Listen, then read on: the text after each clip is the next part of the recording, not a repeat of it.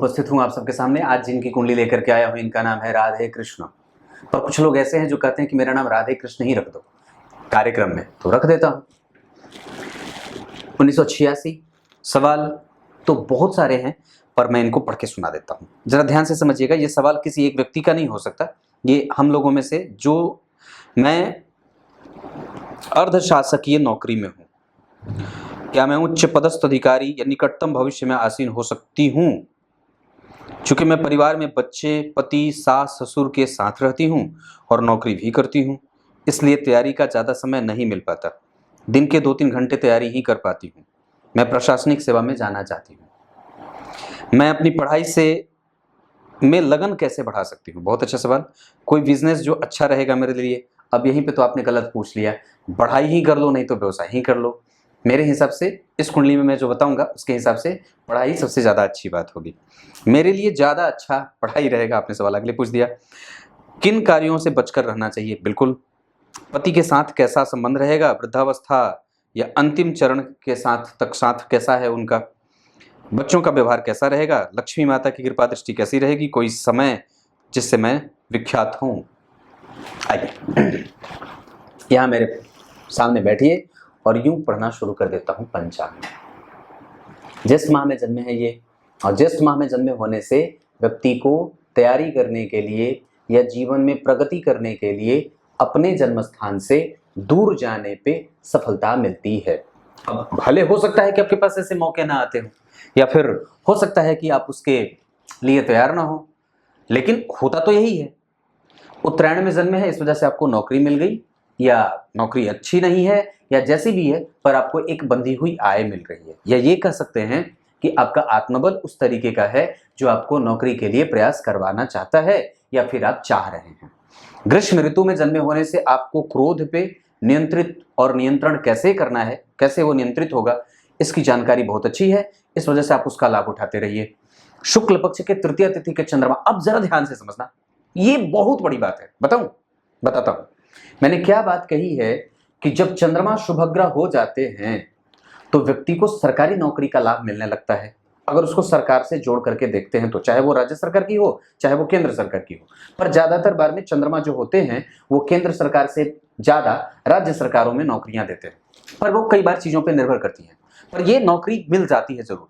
अब यहाँ पे इनकी कुंडली में जो चंद्रमा बैठे हैं वो शुक्ल पक्ष के तृतीय तिथि के शुभग्रह नहीं होते, पापग्रह होते हैं।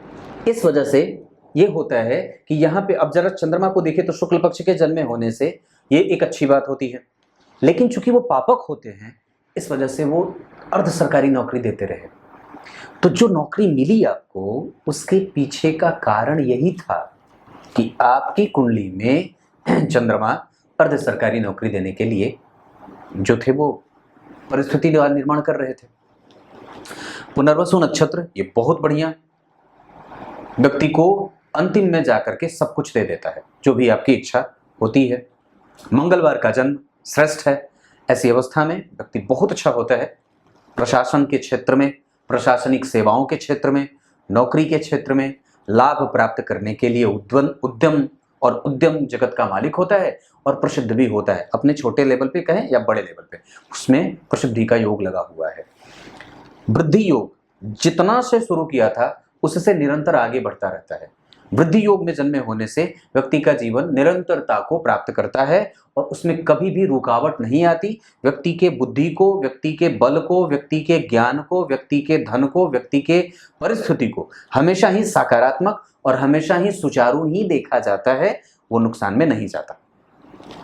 शूद्र वर्ण और देवगण के होने के कारण यहाँ व्यक्ति के जीवन में ऐसे धर्म, अध्यात्म, मंत्र, बुद्धि, ज्ञान, परिपक्वता, अनुभव, ये सब उसके जीवन में बने रहेंगे और ये कभी भी इनका ह्रास नहीं होता है। क्लियर है?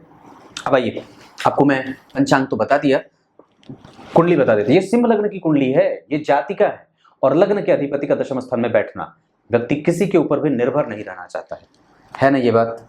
आप अपने बल पे ही आगे बढ़ना चाहते हो और खुद के बल पे ही आगे स्वाभिमान से युक्त जीवन ही जीना चाहते हैं। ये आपकी सबसे अच्छी बात है जिसमें सहयोग शनि कर रहे हैं। एक बात बताता हूँ, कोई है जो ये बात लिखे थे किसी व्हाट्सएप में कि पंडित जी आप जब किसी कार्यक्रम में, अभी जो मैंने है वो मेरी आवाज़ थोड़ी दबी हुई सी महसूस होती होगी, वो इसलिए क्योंकि मैंने शुक्रवार वाला कार्यक्रम बनाया है ना, वो 1 घंटे वाला, तो बोलते बोलते बोलते बोलते थक जाता है और मन हार जाता है। पर ये जो सुबह वाली कुंडलियाँ हैं, इनकी बुकिंग इतनी ज़्यादा हो चुकी है, 2 महीने तक की बुकिंग है कि मैं एक दिन भी रिक्त नहीं। इस वजह से मुझे ना चाहते हुए भी मन लगा करके काम करना पड़ता है। मन नहीं है, अब सोच के देखिए कि आज होली है, कल सुबह, आज हमारे यहाँ होलिका दहन है, पर फिर भी मुझे काम करना पड़ रहा है। और कल भी बात करूंगा, फोन पे कल भी बात करनी है। एक दिन चतुर्थी को छोड़ करके एक दिन की छुट्टी नहीं है, एक दिन भी छुट्टी नहीं होती और किसी भी दिन खाली नहीं होता, किसी भी पल को खाली नहीं होता। अब जब खाली भी होता हूं तो कई बार लोग कहते हैं पंडित जी ये देख लो, तो पंडित जी ये सवाल बता दो, तो कई बार मतलब जो है वो दोबारा पूछने वाले लोग होते हैं। ऐसे में वक्त निकल जाता है, वक्त थोड़ा भी नहीं बच पाता है। तो ये स्थिति, तो ऐसा काम क्यों हुआ कि आप नौकरी में, अब आगे आपकी कुंडली में नौकरी का योग है, आप अभी 1986 के हैं, अगर उम्र बची हो तो निसंदेह आपको हमेशा ही तब तक प्रयास करते रहना चाहिए जब तक आपके पास उम्र है।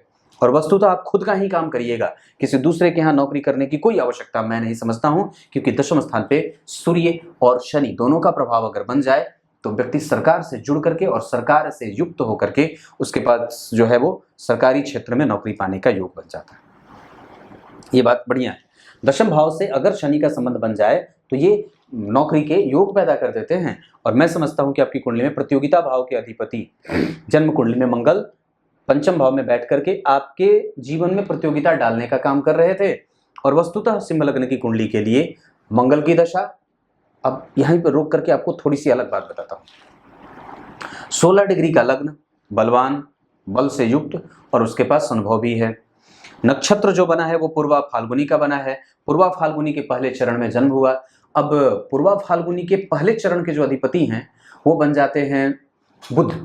तो पूर्वा फाल्गुनी के पहले चरण के जो अधिपति बुध बनेंगे वो आपकी कुंडली में कौन है, तो लाभेश, लाभ में बैठे। 2 शुभ ग्रह, मैंने शाम में जो कुंडली बनाई है उसमें भी 3 शुभ ग्रह का जन्म कुंडली में एकादशवें भाव में बैठना दिखाया है।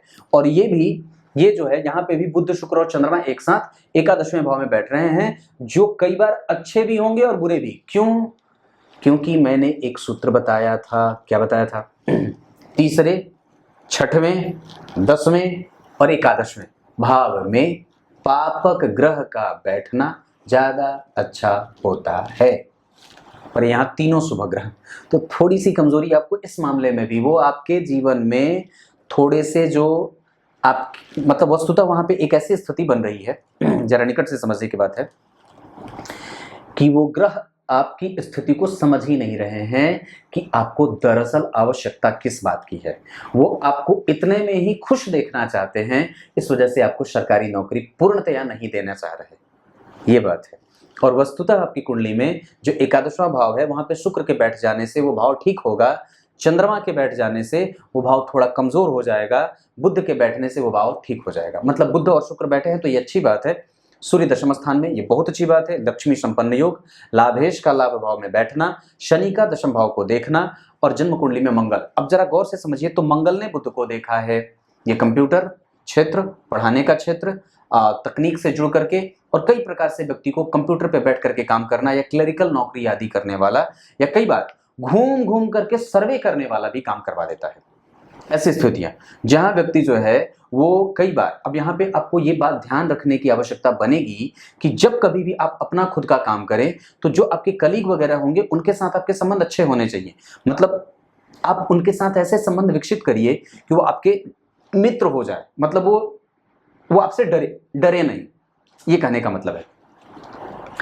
ये अच्छी स्थिति होगी। अब वहां पे राहु का यहाँ बैठना, ये आपके भाग्य के बल को कमजोर कर रहा था, लेकिन उसमें एक अतिरिक्त बल भी प्राप्त हो रहा है कि भाग्य भाव के अधिपति जन्म कुंडली में पंचम में बैठे। अब एक बड़ी अद्भुत बात बताता हूं, भाग्य भाव के अधिपति का संबंध जब पंचम भाव से बन जाएगा, ध्यान से समझिए मेरी तरफ देख करके, यही मैंने थंबनेल पे भी लिखा है कि भाग्य भाव के अधिपति का संबंध अगर पंचम भाव से बन जाए तो यहाँ पे व्यक्ति को पूर्वजों का, व्यक्ति को मंत्रों का, व्यक्ति को उसके पुराणों का, वेदों का और भाग्य का लाभ कई गुना बढ़ करके मिल जाता है। जैसे कि यहाँ पे बन रही है बात। पर ध्यान से समझने की बात है कि मैंने अभी यहाँ पे थोड़ी देर पहले एक गलत बात बोल दी थी, झूठ मतलब उसको कह सकते हैं कि गलती से जबान फिसल गई कि छठे स्थान के अधिपति होकर के पंचम में बैठे हैं। दरअसल वो छठे भाव में उनकी उच्च की राशि बनी है और वो ग्रह यहाँ पे व्यक्ति के जीवन में साहस, बल और पराक्रम और साथ ही साथ कृतज्ञता का भाव प्रदर्शित कर रहा है, जो उनके जीवन में साहस और धन इकट्ठा करने के लिए साहसिक नेचर दे रहा है। उस मंगल की चौथी दृष्टि यहाँ और सातवीं दृष्टि यहाँ और आठवीं दृष्टि नीच की 12 में व्यय को मंगल की दशा में ज्यादा बढ़ते देखा जाएगा। पर मंगल की दशा में व्यक्ति का साहस, व्यक्ति का बल, व्यक्ति का यश, व्यक्ति की कीर्ति, व्यक्ति का सम्मान, व्यक्ति का पद, पर यहाँ पे आपको कई बार दाम्पत्य में थोड़ी बहुत कमजोरी भी देखी जाएगी मंगल के बैठने के कारण। वस्तुतः इस कुंडली के लिए वो भाग्येश होकर के बैठे हैं तो, और राहु नवम भाव में बैठे। अब शनि जो है वो केंद्र में, गुरु केंद्र में और सूर्य केंद्र में, 3 ग्रह भारे पड़े, जिसमें से 2 पापग्रह और 1 शुभ ग्रह। और जन्म कुंडली में 2 शुभ ग्रह जो हैं, जैसे बाकी के शुक्र, बुध और चंद्रमा, ये 3 शुभ ग्रह जो है वो एकादशवें भाव में, जिन पे गुरु की दृष्टि है, जो कौन है, पंचम भाव के अधिपति।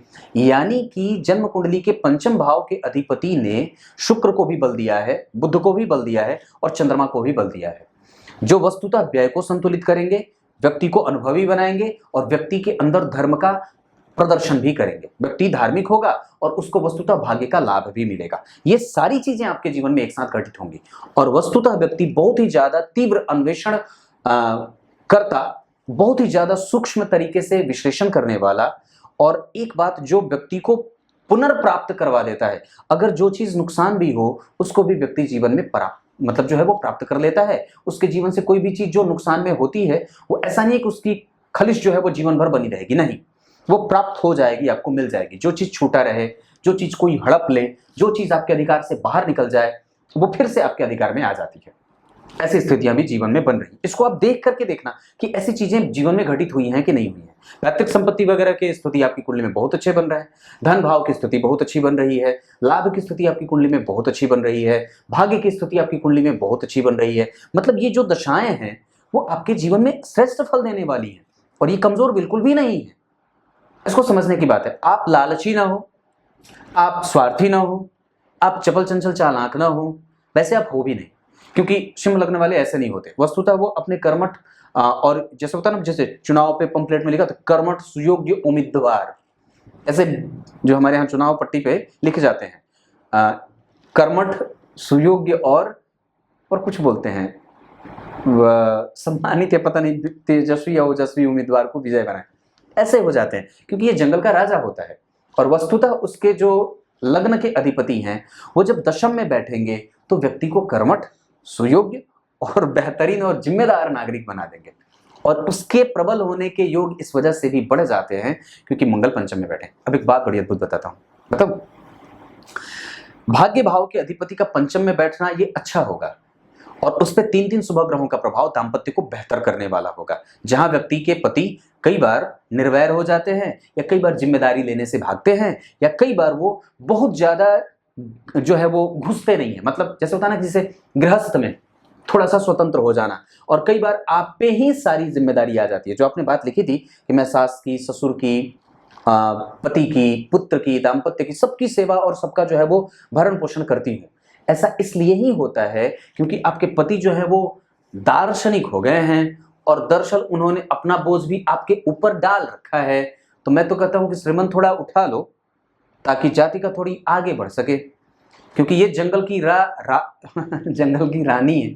वस्तुतः सिंह है तो राजा ही होता है, पर वस्तुतः सिंह होने के कारण राजसिक गुण और दामन थाम लेने के बाद कभी भी छोड़ने की स्थिति में नहीं है। विश्वसनीय है, प्रतापी हैं, कर्मठ हैं, योग्य हैं, सुयोग्य हैं, लक्ष्मी संपन्न हैं, आप लोगों के भार को वहन करने की क्षमता रखने वाली है।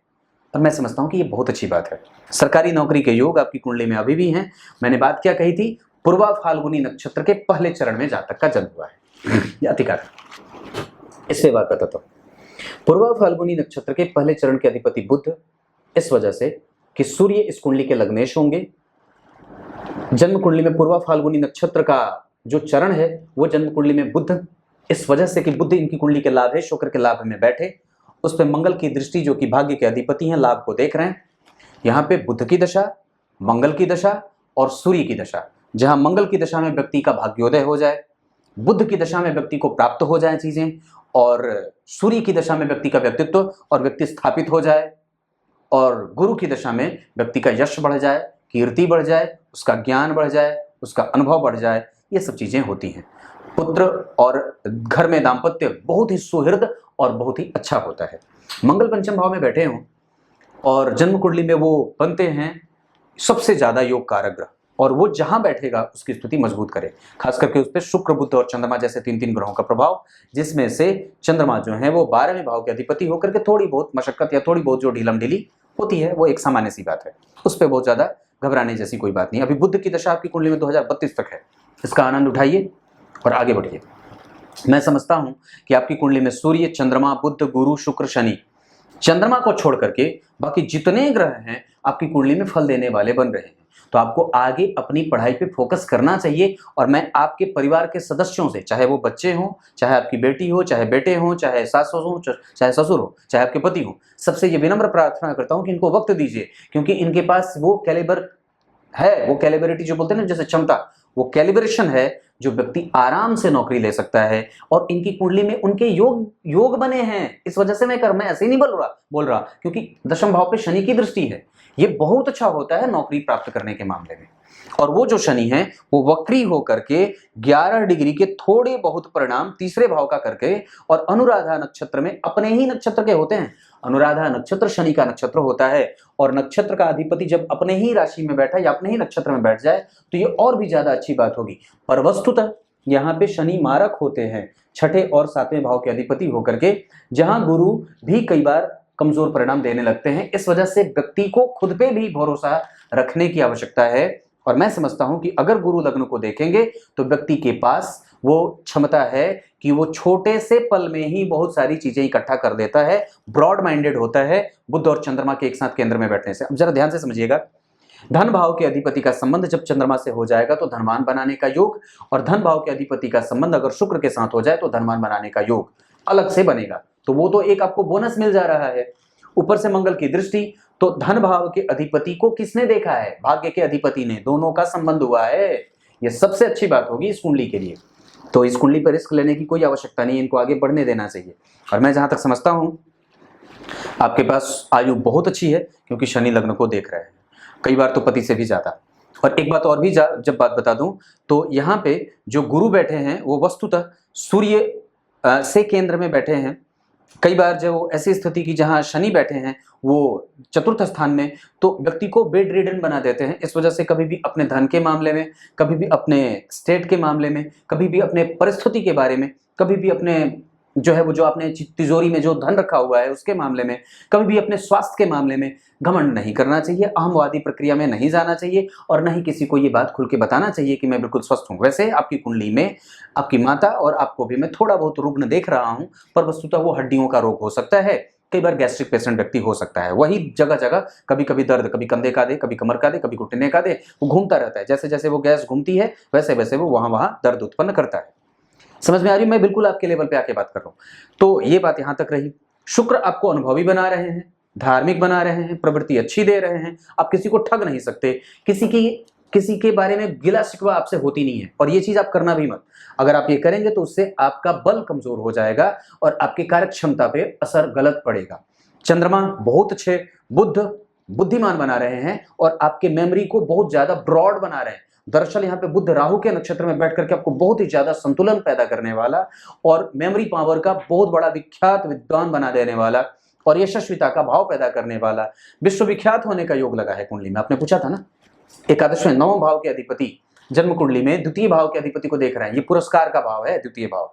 तो भाग्य भाव के अधिपति का संबंध अगर जन्म कुंडली के दूसरे भाव से पड़ जाए तो व्यक्ति किसी न किसी वजह से समाज में प्रसिद्ध हो सकता है। जैसे तो धर्म से जुड़ करके, समाज सेवा से जुड़ करके कोई ऐसा काम कर लीजिए जिससे धन का जनरेशन भी होता रहे, और कुछ आप जैसे जल बचाने के क्षेत्र में, जल संसाधन को बचाने के क्षेत्र में, कुछ ऐसे वृक्ष लगाने के क्षेत्र में, गाय की सेवा के क्षेत्र में, कुछ भी आप ऐसा काम कर लीजिए। बच्चों को शिक्षा, कुछ जैसे कोई एनजीओ वगैरह होता है उसकी सेवा, उसके साथ काम करके आप ये सब काम भी कर सकते हैं, और निस्संदेह इससे आपको लाभ भी मिलते देख रहा हूं। मैंने तो इस बार जो जिन लोगों को पद्मश्री पद्म विभूषण मिला है वो कैसे कैसे लोग थे, बड़े अजीब अजीब। मैंने पूरा वो कार्यक्रम देखा था, वो राष्ट्रपति भवन वाला, पता नहीं जहां दिया जाता है, मुझे बहुत ज़्यादा सामान्य जानकारी नहीं है। तो जहाँ भी दिया जाता है वो कितना मतलब एक बिल्कुल ही छोटे कद के व्यक्ति को पुरस्कार दिया गया था। एक ऐसी महिला को, एक ऐसे व्यक्ति को जो बिल्कुल भी चप्पल भी उसने जो है वो पैर में नहीं पहने थे। इतने विद्वान और मतलब इतने अच्छे-अच्छे लोग हमारे देश में हैं जो समाज को आगे करने का काम कर रहे हैं। तो निस्संदेह आपकी कुंडली में ऐसे योग बने हुए हैं जिस पे आपको निस्संदेह फोकस करने की आवश्यकता है और आप बिल्कुल बेझिझक रूप से आगे बढ़िए। इसमें आपको समाज का सहयोग भी मिल जाता है। मैं भी आपके साथ हूँ। कभी मेरी भी आवश्यकता पड़े तो बिल्कुल मैं आपका प्रचार कर दूंगा और बिल्कुल आपके लिए साथ सहयोगी मैं खड़ा हूँ। तो निस्संदेह आप आगे बढ़िए। दूसरी बात बता दूं, नवमांश कुंडली में सूर्य का बैठना ये बहुत अच्छा, चंद्रमा और राहु का बैठना ये बहुत अच्छा, यहाँ पे बुध का बैठना ये थोड़ा कमजोर, और यहाँ पे शनि का उच्च का होना ये बहुत अच्छा है, और यहाँ पे मंगल का बैठना, मंगल वर्गोत्तम, यहाँ भी ये वर्गोत्तम लग्न की कुंडली है। अब एक बात बताता हूँ आपके परिवार वालों के मामले में, मुझे देखिए इधर देखिए, ये यहाँ भी 5 नंबर लिखा हो और अगले चार्ट में यहाँ भी 5 नंबर लिखा हो, इसे कम नहीं समझना चाहिए। ये बहुत बड़ी बात होती है। व्यक्ति के पास कुछ भी प्राप्त करने का योग है, और खास करके सूर्य वर्गोत्तम और वर्गोत्तम मंगल, आपके पास साहस क्या ऐसे ही है? नहीं, यही दोनों ग्रह करवा रहे हैं। और दरअसल आपके पास आपका मन जो है वो बिल्कुल इकट्ठा है, आपका फोकस और आपका कंसंट्रेशन बिल्कुल ठीक है। आपको इस पे काम करना चाहिए, और निस्संदेह अभी बुध की दशा में आपको कई सारी चीजें प्राप्त हो सकती हैं। थोड़ा सा कमजोर है यहाँ के लिए, थोड़ा सा, मतलब बहुत ज्यादा नहीं, थोड़ा सा। और यहाँ पे बुध और शनि का बैठना, कुछ काम भी करना होगा तो आप खुद का करना, किसी दूसरे। आपकी कुंडली में नौकरी के योग बहुत अच्छे हैं, और मैं समझता हूं कि अभी आपकी कुंडली में अभी उसके योग 2025 के चौथे महीने तक बने हुए हैं। बढ़ते जाइए, रुकिए मत। ये इतनी सी बात है। अब आपकी कुंडली में मैं कुछ चीजें दशमांश कुंडली पे फोकस करके बताता हूं। जैसे लग्न के अधिपति का उच्च का होना, ये बहुत अच्छी बात है। बुध के साथ में बैठ जाने से केंद्र को भाग्य का बल भी मिल रहा है, और ये बहुत अच्छी बात होगी। यहाँ पे सूर्य और मंगल का एक साथ आना, ये बहुत ज्यादा अच्छी बात है। मैं इससे ज्यादा कुछ कह ही नहीं सकता। मतलब आप आगे बढ़िए।